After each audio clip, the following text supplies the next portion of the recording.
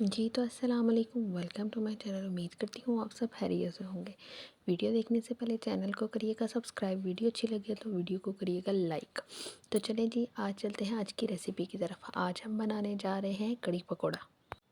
کڑی کے لیے ہم لوگوں نے لسی لی ہے، لسی میں ہم نے 1 کپ بیسن ڈالا ہے، اس کو اچھے طریقے سے بیٹ کر لیا ہے۔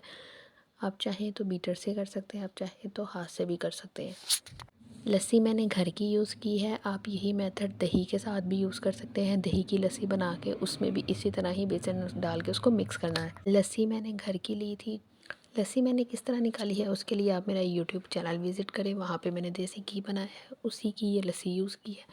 تو چلیں جی بسم اللہ الرحمن الرحیم شروع کرتے ہیں آج کی ریسیپی۔ پہلے پتیلے میں ہم لوگ آئل ڈالیں گے، آئل میں ہم ہلکا سا پیاز کو سوٹے کر لیں گے۔ ہم نے پیاز کو کلر نہیں دینا زیادہ، ہلکا سا بس اس کو سوٹے کرنا ہے۔ اس کے بعد اس میں ہم لوگ ٹماٹر ڈال دیں گے، ہری مرچیں ڈال دیں گے اور مسالے ایڈ کر دیں گے۔ مسالوں میں آپ مسالے اپنے مطابق ڈال سکتے ہیں، کم یا زیادہ کر سکتے ہیں۔ جب تک پیاز فرائی ہو رہا ہے ہم پانی میں املی کو بھگو دیتے ہیں کڑی کو کھٹا کرنے کے لیے۔ جیسے کہ آپ جانتے ہیں کڑی کھٹی ہی اچھی لگتی ہے، وہ آپ اپنے حساب سے کر سکتے ہیں۔ اگر تو لسی کھٹی ہے آپ تھوڑی املی لے سکتے ہیں، اگر تو لسی کھٹی نہیں ہے تو آپ زیادہ لے سکتے ہیں۔ جی تو یہاں ہمارا پیاز فرائی ہو گیا ہے، اب ہم اس میں مسالے ایڈ کر دیں گے۔ مسالے ایڈ کرنے کے بعد ہم لوگ اس کو اچھے طریقے سے فرائی کریں گے۔ فرائی کرنے کے بعد ہم لوگ اس میں لسی ایڈ کر دیں گے، جس میں ہم نے بیسن ایڈ کیا ہوا ہے۔ لسی کو چھان کے ایڈ کریں گے تاکہ نیچے کوئی گند وغیرہ ہو تو وہ نکل جائے۔ میں نے چھلنی سے ڈالا تھا تو میری چھلنی سے وہ نکل نہیں رہا تھا، تو میں نے چھوٹی ٹوکری سے اس کو چھان لیا تھا۔ آپ بھی چاہیں تو آپ کے پاس اگر بڑا اسٹینر ہے تو آپ بڑے اسٹینر سے اس کو چھان لیں۔ جیسے میرے پاس اویلیبل نہیں تھا تو میں نے ٹوکری سے اس کو چھان لیا۔ ویڈیو کو سکپ نہ کریے گا، ویڈیو کو انت تک دیکھیے گا۔ اگر چینل اچھا لگے یا ویڈیو اچھی لگے تو ویڈیو کو لائک اور چینل کو سبسکرائب کر دیجیے گا۔ بہت شکریہ آپ کا ویڈیو دیکھنے کا۔ اب جیسے کہ آپ دیکھ رہے ہیں، اب مین کام یہاں پہ آئے گا۔ مین کام یہ ہے ہمارا کہ ہم نے لسی ڈالنے کے بعد اس کو چمچہ چلاتے رہنا ہے۔ چمچہ ہم نے چھوڑنا نہیں ہے، چمچہ تب تک چلاتے رہنا ہے جب تک اس میں بوائل نہ آ جائے۔ جیسے ہی اس میں بوائل آ جائے گا اس کے بعد آپ چمچہ چھوڑ سکتے ہیں۔ چمچہ اس لیے چلانا ہے بوائل آنے تک، اگر تو آپ چمچہ چھوڑ دیں گے تو یہ کڑی پھٹ جائے گی اور یہ اس طرح نہیں بنے گی، ملائی کی طرح اچھی نہیں بنے گی۔ آپ نے بس مسلسل چمچہ چلاتے رہنا ہے بوائل آنے تک۔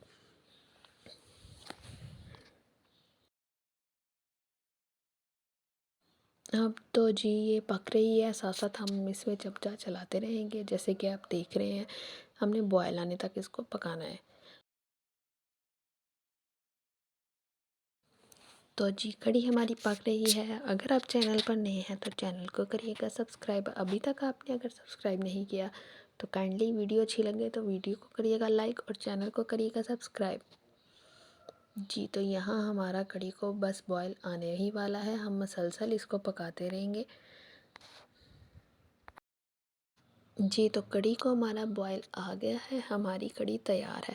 اب ہم اس میں تھوڑا سا پانی ایڈ کر کے اس کو ڈھک کے تھوڑی دیر پکنے کے لیے چھوڑ دیں گے، کیونکہ ابھی میں نے ٹیسٹ کیا تھا تو تھوڑی سی یہ کچی کچی لگ رہی تھی۔ اب ہم اس میں تھوڑا املی کا پانی جو ہم نے بنایا تھا وہ ایڈ کر دیں گے۔ آپ چاہیں تو گٹلیاں نکال کے بھی ڈال سکتے ہیں، میں گٹلیوں کے ساتھ ہی ڈال رہی ہوں، یہ آپ کے اوپر ہے، آپ جس طرح آپ پسند کرتے ہیں۔ تو آپ نے دیکھا کہ ہم نے پانی ڈال دیا، پانی ایڈ کرنے کے بعد ہم اس کو تھوڑی دیر ڈھک کے چھوڑ دیں گے، کیونکہ کڑی تھک ہو گئی تھی اس لیے میں نے پانی ڈال دیا تھا۔ تو جی ہماری کڑی تیار ہے، چلیں جی چلتے ہیں پکوڑوں کی طرف۔ پکوڑوں کے لیے ہم نے لیا ہے فریش پالک لیا ہے، اس میں پیاز لیا ہے، مسالے لیے ہیں، تھوڑی سی ہلدی لیا ہے۔ ہلدی ڈالنے کا مقصد یہ ہے کہ یہ پکوڑے کالے نہیں ہوتے، اس سے بلیک نہیں ہوتے، یہ بالکل فریش اور کلر اس کا بالکل فریش رہتا ہے۔ اور ہم اس میں اجوائن لازمی شامل کریں گے۔ اور یہ ہمارا پکوڑوں کا بیٹر تیار ہے، اور آپ اس کے چھوٹے چھوٹے سے پکوڑے بنا لیں، اپنے سائز کے مطابق بنا سکتے ہیں۔ میں نے چھوٹے چھوٹے ہی بنائے تھے کیونکہ کڑی میں چھوٹے پکوڑے ہی اچھے لگتے ہیں۔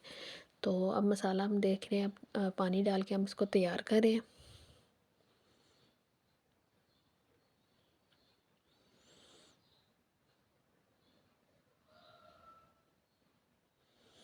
جی تو ہمارا مسالہ تیار ہے، ادھر ہم نے آئل کو گرم ہونے کے لیے رکھ دیا ہے۔ جیسے ہی آئل گرم ہو جائے گا چیک کر لیں گے تھوڑا سا ڈال کے۔ جی تو میں نے ہاتھ سے ڈال لی ہیں، آپ چاہیں تو چمچ سے بھی ڈال سکتے ہیں، ہاتھ سے بھی ٹرائی کر سکتے ہیں، جیسے آپ کی ایزی لگے آپ کو۔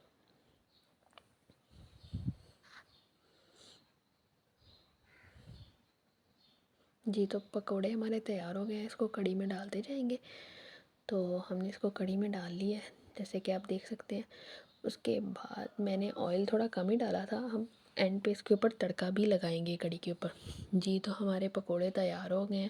جی تو اس کے ساتھ ساتھ ہماری کڑھی بھی تیار ہے۔ اب ہم اس کے اوپر بھگار لگائیں گے۔ بھگار کے لیے ہم نے پکوڑوں والا ہی تھوڑا سا آئل لیا، اس میں تھوڑا سا زیرہ ڈالا، آپ چاہیں تو گول مرچ بھی ڈال سکتے ہیں، اس میں جو لال مرچ ہوتی ہے چھوٹی وہ بھی ڈال سکتے ہیں۔ اب جی ہمارا تیار ہے تڑکا، اب اس کے اوپر گرما گرم سا تڑکا لگائیں گے، چپاتی کے ساتھ سرو کریں گے۔ جی اوپر تھوڑا سا ہرا دھنیا ڈالیں گے گارنش کے لیے۔ جی تو ہماری مزیدار سی کڑھی تیار ہے۔ ویڈیو اچھی لگی ہو تو چینل کو کریے گا سبسکرائب اور ویڈیو کو کریے گا لائک۔ بہت شکریہ، اللہ حافظ۔